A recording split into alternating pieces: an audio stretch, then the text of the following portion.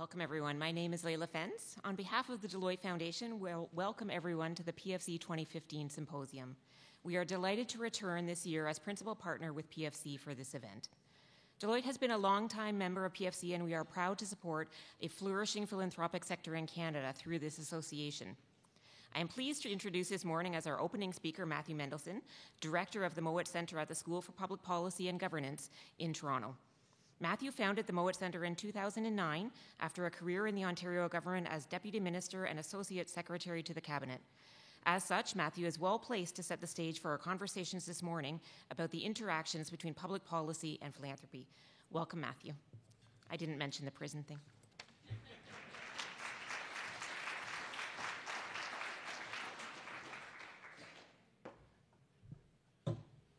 I'm sure people are wondering about the prison thing.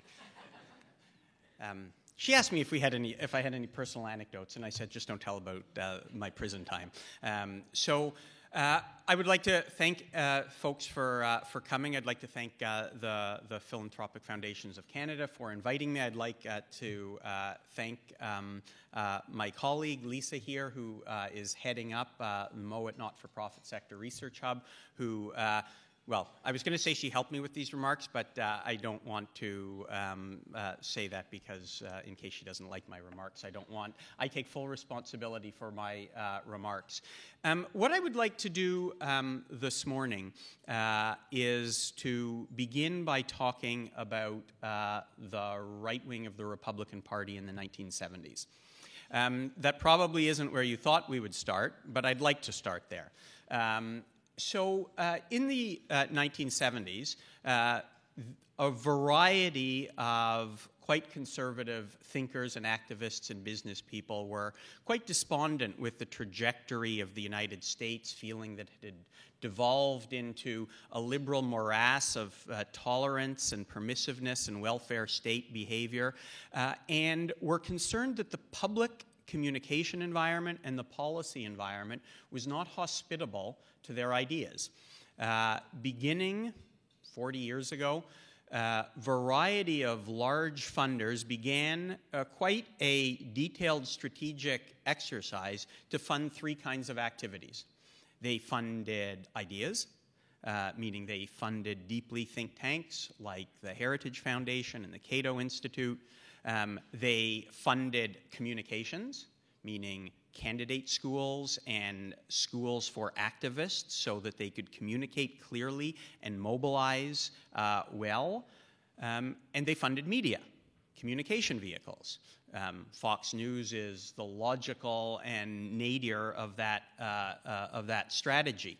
But the funding of media and communications, of political activism and training, and the funding of ideas were the three pillars of that strategy. And you see that today in the evolution of social media and how social media today on the right in the United States combines all of these aspects: media channels, ideas funded by think tanks, and very targeted communication messages. And their strategic goals were articulated 40 years ago to move American political discourse to the right, but also to polarize discourse, to destroy the political center, to make evidence-based and fact-based discussions more difficult. And I think it is fair to say, by just about any measure, they have been remarkably successful. That's at least my conclusion. I pass no judgment in this talk on the values or the direction that they have chosen, but I think as a political and communication and policy strategy, it has been remarkably successful. None of that would be understood by anyone here, any of their activities, I don't think, as being what we would understand as political advocacy. When Rupert Murdoch creates Fox News, when the Koch brothers fund the Cato Institute, they are not engaging in what we normally understand as advocacy. What they are engaged in is a long-term sophisticated, well-funded strategy to achieve various strategic, political, and policy objectives that align with their interests and values. They are trying to change the communications, political, and policy environment so that it is more favorable for the outcomes that they prefer. And my understanding is that over the last decade, foundations in Canada have been engaging in a similar kind of process, thinking very carefully about how you can have maximum impact on the issues and things that matter to you over the medium and long term, how we can move the political, policy, and communication environment so that there is a wider range of things that are doable and possible so that we can move the agenda further when windows of opportunity arise. That requires influencing the public, it requires influencing influencers, and it requires influencing the thinking of decision makers. And so I'm going to talk about a few examples, and I think today, over the rest of the day, as I look at the program, I think it's really exciting because what we are seeing is a number of different very practical examples of work that has been undertaken that has been designed to shift the communications and policy environment over the, not just over the short term, but over the medium and long term to achieve really lasting outcomes and impact. I'm not familiar enough with everyone in this room to know whether everyone is kind of at the same place intellectually on these kinds of issues, and certainly as a community, I don't think we are at the same place as the right-wing think tanks were in the 1980s. There's still, we're still working this through, and large granting foundations are still working through how they can have maximum impact.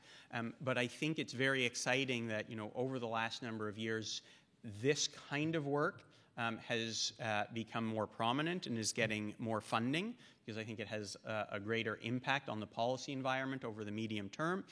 But also, I think it's exciting that this conference, this session, and many foundations that have not been engaged in this kind of work are starting to ask the questions about how they can. We clearly have an opportunity to impact the public policy conversation and achieve greater social impact for the public good over the next number of years. A variety of provincial governments have turned over. There's obviously commitments in the Liberal platform and the new government, which I for disclosure purposes, was very involved with, that speak about the importance of the philanthropic sector and the need for rejuvenation and modernization of the rules governing the sector. But what I want to talk about today is how we take advantage of this moment of opportunity. The conference here today pointed people to a paper on the website, which I think is a really useful guide. And it was called the Tools to Support Public Policy Grant Making. And it is very much about how foundations such as yours can have maximum impact on public policy impact to influence the public good and influence outcomes that we care about. And my view is that that paper was an exceptional overview, and that as foundations engage with this question, try and think strategically about how they can impact the communications or policy environment in which they're operating, the framework presented in that paper and the various tools and options are really useful checklists for people to go through. The paper talks about how the various tools to influence the public opinion environment, They talk about the various tools to influence influencers, elite opinion, and they talk about various tools to influence decision makers. They also talk about the various stages of a public policy process. And for those of us who've been in government, we're very familiar with these various processes, from initial agenda setting and raising of awareness that an issue or a problem is important, to beginning to develop a will to act. So for many of us, we are very aware that a problem exists, but we need to move to the next stage. That includes understanding that there is now a willingness to act. And that usually requires framing what is sometimes thought of as a personal or idiosyncratic problem into a political problem or a policy problem. For a while in this city, being late for work was just a private idiosyncrasy. Not getting home to see your kids was just a pain in the ass.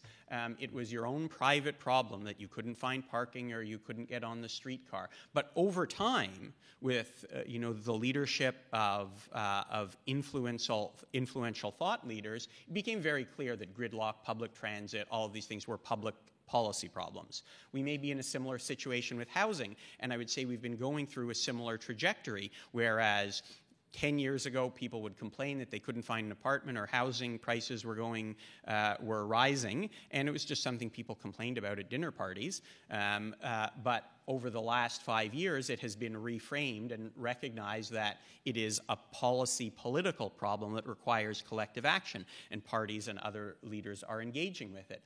And then you move from that willingness to act to recognize that a private pain in the ass is actually a political problem that requires policy solutions to actual solutions and proposals. So I think those stages from awareness raising to recognizing the political nature of the problem, developing a willingness to act, and then actually taking action, all of these require, to return to the Koch brothers and the right-wing think tanks, all of these require a funding of communication channels, ideas, and actual communicators, political activists or mobilizers who will speak. I also think that, so what I want to talk about today a little bit is the moment you are at as a sector and how over the course of today, you will be talking about ways to shape public opinion, media narratives, social media engagement, the views and opinions of opinion leaders and other influencers, but also how one influences political decision makers and bureaucratic decision makers. And that requires changing and shaping their understanding of potential solutions. The first main thing I'd like to talk about and give some examples around is the role of public policy grant-making in this. And I declare my conflict up front. We at Mowat sometimes receive public policy grants, so I'm not lobbying for public policy grants for us or for more think tanks, but I do want to highlight how important this kind of work is at the problem definition stage, to raise the profile of an issue, to put it on the public agenda, and likewise to develop broad and specific policy solutions. All of these things require work and evidence and knowledge that in the ordinary day-to-day business that public good organizations conduct, they don't often have. This is often data and evidence. It is often the capacity and resources to consult and engage broadly. It is the ability to engage with stakeholders and influencers in contexts like this, all of which require funding. It requires an understanding of decision-making contexts and their interests. I think that one of the things that is a really good example of this is the Eco-Fiscal Commission, which we'll talk about, that the Ivey Foundation and others have supported. I think everyone recognizes the challenges of climate change and the need for carbon pricing, but the ability to raise awareness, move public opinion, shape the understanding of influencers, identify specific solutions in a way that is removed from partisan context is absolutely crucial. When things get sucked into partisan debate, they often are distorted and progress is difficult. But when civil society comes together to move issues forward and identify practical solutions, I think real change can happen. Real change happens, though, when windows of opportunity open up. And it was clear 6 months ago, federally, there wasn't a window of opportunity. Now, clearly, there is a window of opportunity. And I think it's important to recognize that when people undertake work, it isn't necessarily the case that immediate success is the only measure of success. Sometimes that work requires a great deal of time to become mature and to find the right political and policy and communication context to jump through. I think that the work of the Maitrey Foundation on child benefits in this country is a great example, and that too will be one that has been talked about before. Maitrey and Caledon and others, beginning with the National Child Benefit decades ago, did a variety of important public policy work that wasn't directed to a specific project, but that the Maitrey Foundation funded Caledon to do long-term strategic thinking about social policy. They focused on child poverty and family poverty, worked to develop a national child benefit proposal that had a window of opportunity in that government when activists and political parties and the bureaucracy, along with research, aligned. More recently, and that work has been going on. That work has been going on for year after year after year for the last 2 decades.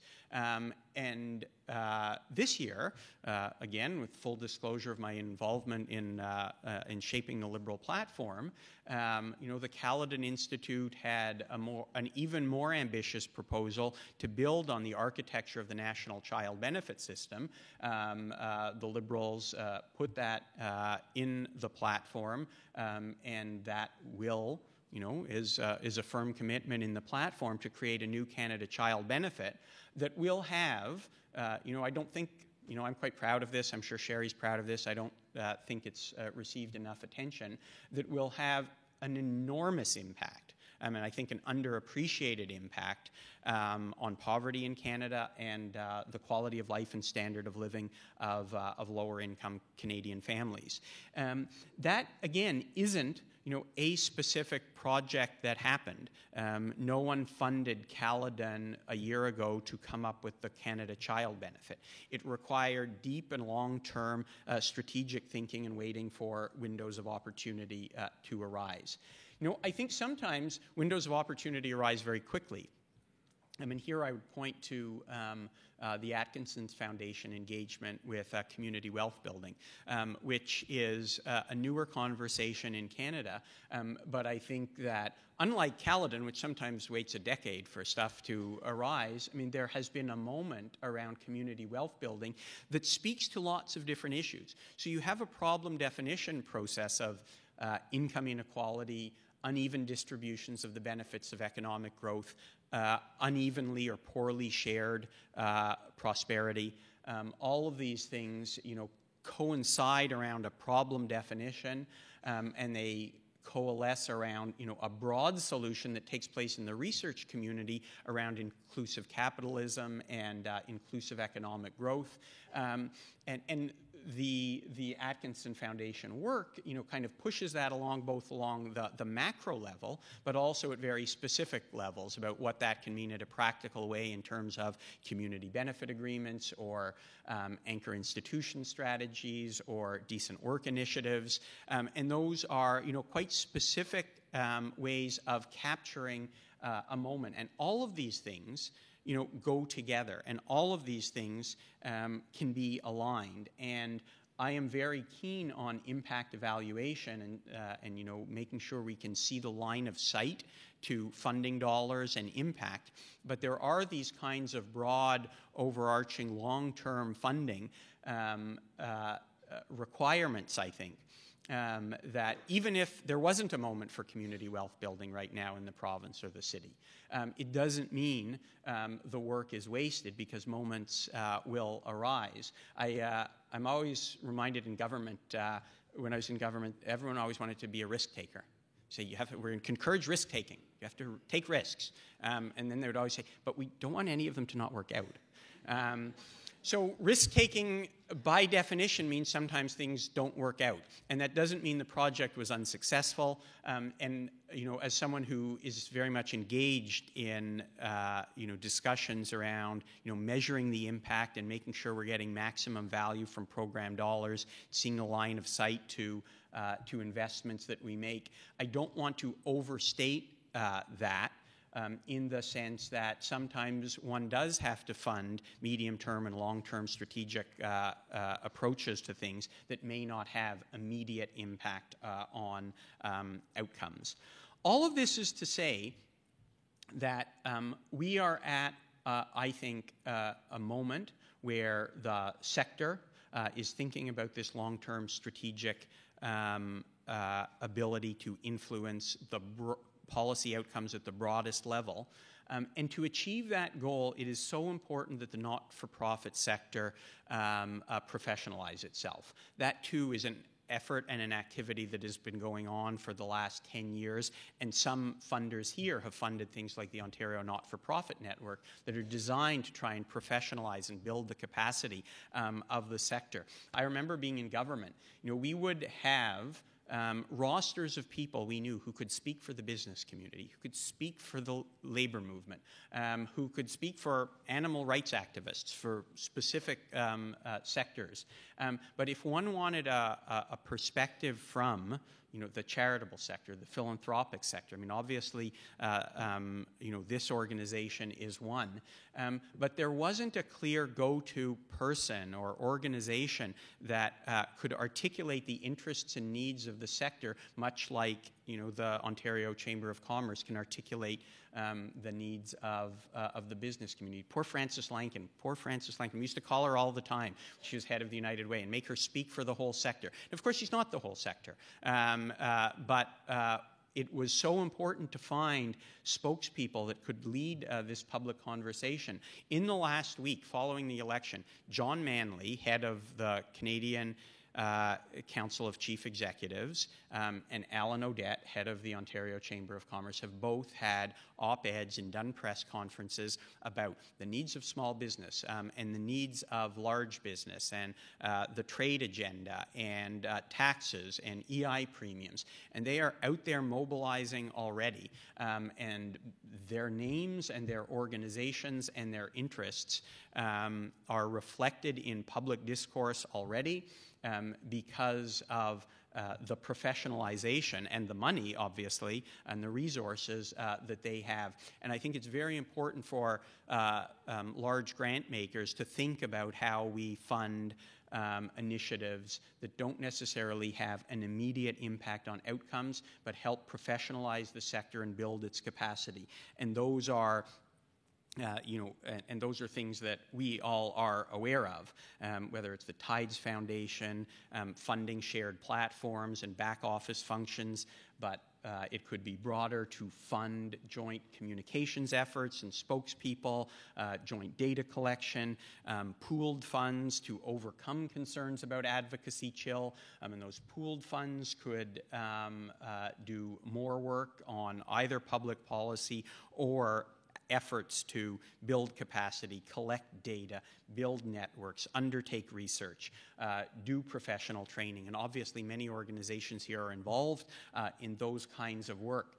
But I think we are at a moment where it is so important to make sure the balance is appropriate, that the not-for-profit sector and the charitable sector can compete with other sectors in terms of their level of professionalization, in terms of their level of communications training, ability to collect data and analyze data, ability to engage in media relations. All of these things clearly require funding, as does evaluation capacity, because everyone here knows that the ability to evaluate the impact of funding is so important. So I think, with that, I'm going to just kind of wrap this up and conclude and just say that I think that when we look at the Republican right and conservative activists in the 1970s, by any measure, in terms of their funding of media, their funding of political activists and communicators, and their funding of ideas, they have been successful at changing the communications and policy environment and have made the outcomes that they prefer more likely.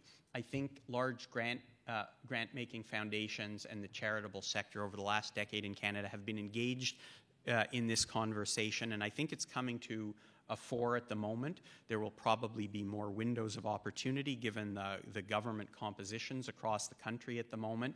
And it is so important to think about public policy in its broadest sense, from raising awareness to mobilizing activity to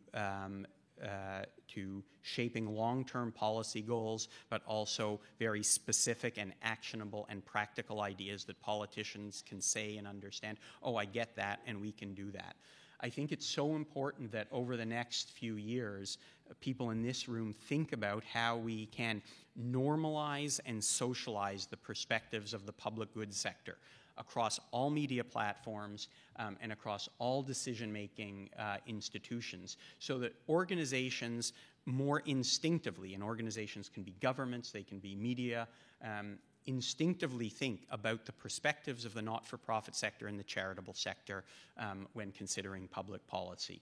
It is your job, I think, to create the space for governments to act, and that requires thinking about all stages of the process, the various audiences that you're trying to influence, and ensuring that organizations have the capacity and skills and professionalization to seize the opportunities that are emerging everywhere, every day in this country. Thank you.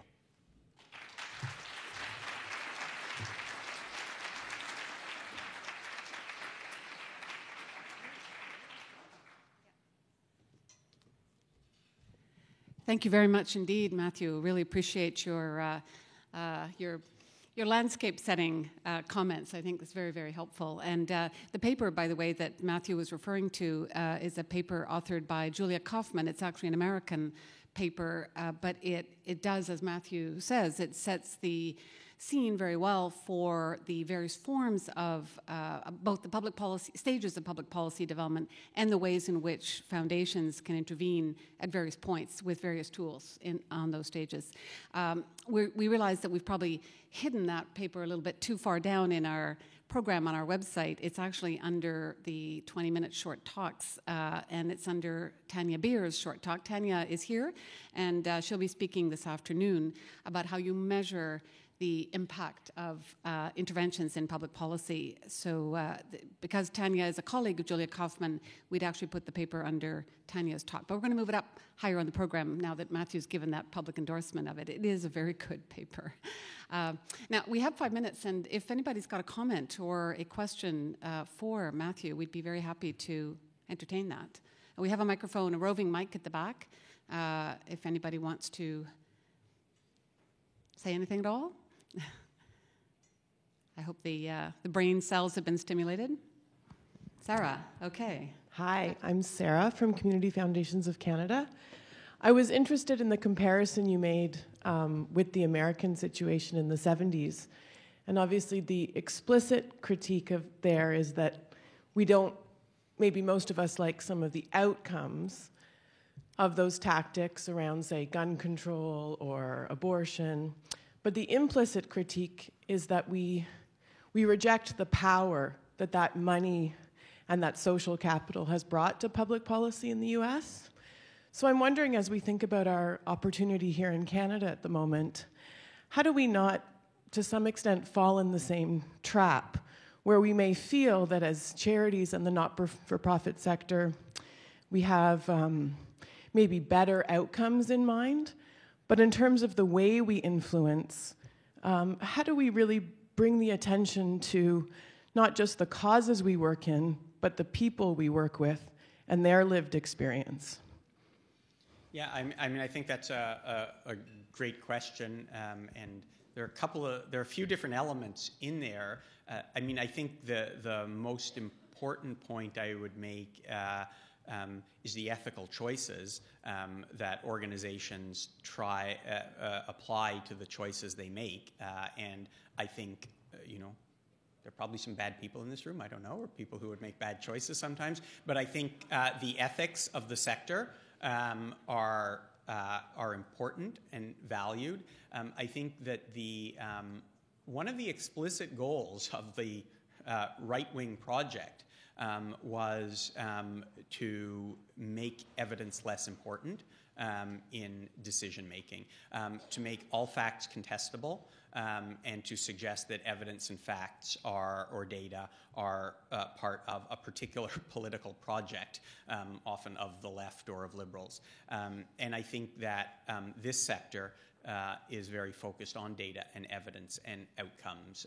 And I don't think anyone in this sector would consciously or actively try and promote the loss of data or evidence because people are interested in the impact of their dollars. In terms of the lived experience of individuals, I think very much that falls in the range of thinking about how one identifies appropriate communicators. That doesn't mean trying to turn them into message tracks, because I think that's a different perspective, but it does mean finding ways to have people speak and tell their stories in communication channels that make sense for them and that can have impact. So again, that story is not meant to be a model. It's an analogy, not meant to be a model.